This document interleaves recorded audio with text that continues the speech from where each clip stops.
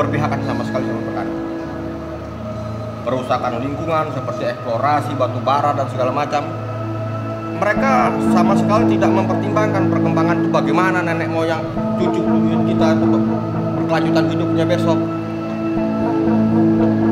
Dan seenaknya saja, seperti tanpa ada beban, tanpa ada pemikiran untuk mengeluarkan izin eksplorasi HGU, dan mereka masih terus menjarah dengan HGU yang diberikan hanya 15.000 atau 25.000, ini menjadi bisa 75.000.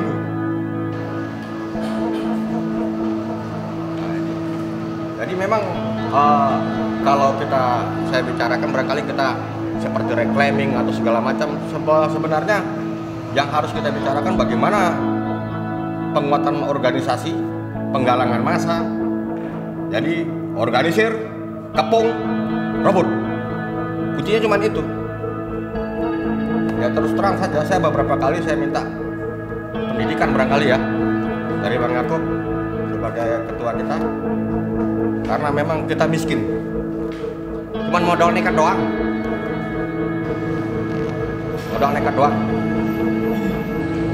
dan itulah.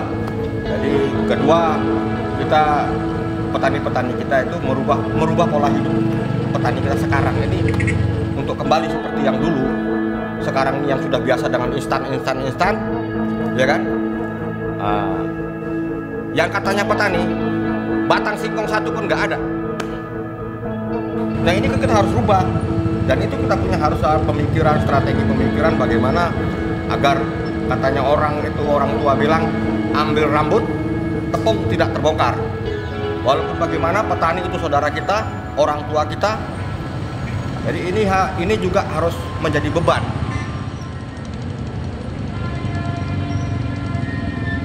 Dan tidak perlu kita berbicara minta tolong sama dunia luar apa segala macam. Sampai datangin Charles segala macam. Di sana sampai Charles datang. Ya. Nah, itu. Dan ada hal yang sangat penting barangkali ini sama persoalannya. Petani Indonesia jadi buruh di tanahnya sendiri. Lah kok tanah yang miliki Akian, si Charles. Jadi di situ pentingnya penggalangan organisasi, pemahaman, pendidikan dan segala macam. Yang saya lihat yang sangat penting sekali, yang memang sangat dibutuhkan sekali, bagaimana menumbuhkan rasa petaninya itu loh, bahwa saya ini petani, saya nggak malu dibilang petani, saya nggak malu bawa cangkol atau parang.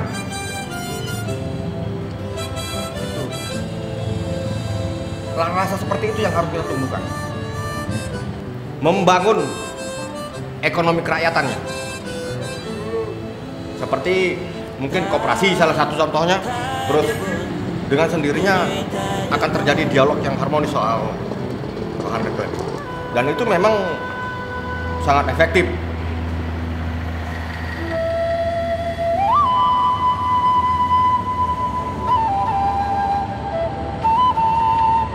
Bahwa pasca reclaiming itu yang sebenarnya perjuangan yang harus kita kejar. Nah, kekhawatiran kita setelah kita kuasai lahan ini, kita pecah dalam. Nah, kebanyakan kasus reclaiming yang terjadi di Sumatera seperti itu semuanya, khususnya Sumbar. Banyak bas-bas kita yang hancur, yang nggak terlepas dari hal ini, karena secara kita tidak mampu melakukan semacam redistribusi tanah yang bagus. Kemudian yang muncul konflik, iya yang seperti itu. Mereka saling bacok kalau di sana, bahkan saling mengeluarkan pistol rakitan. Kemudian ya jadi, dan sampai hari ini tidak selesai sampai hari ini, padahal pada saat kita reclaiming itu 99, artinya sudah 10 tahun berlangsung. Pimpinan ininya juga akhirnya jadi orang-orang kaya gitu, jadi orang-orang kaya. Dan ini terjadi di Lampung, bukan klaim ya, kami sudah dulu itu pernah punya anggota lebih dari 10.000 orang. Tapi sekarang jujur saja yang masih mau istilahnya bergabung penuh dengan kita 1.000 orang aja agak susah kan, seperti itu.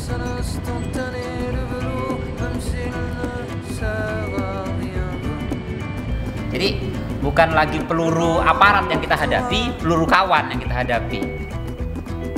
Kita sampai berpikir kalau mati apa segala macam, enggak pakai. Karena apa yang kita kerjakan itu sudah kita tahu resikonya. Saya berpikir ke sini, Rakornas ini bukan pergi Rakornas, pergi perang udah. Anggapannya seperti itu. FPI kalau nggak bikin ribut nggak bukan FPI. Pertanyaannya ke situ, kenapa kita harus ribut? Karena hak-hak kita kan.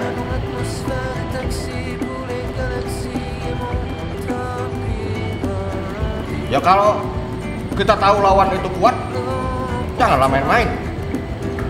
Yang kita pikirkan malah bagaimana untuk ke depan.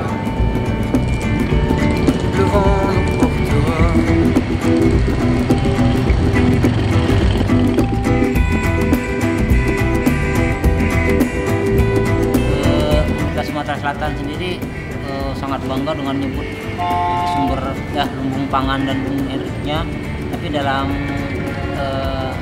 realitanya apa yang terjadi hari ini justru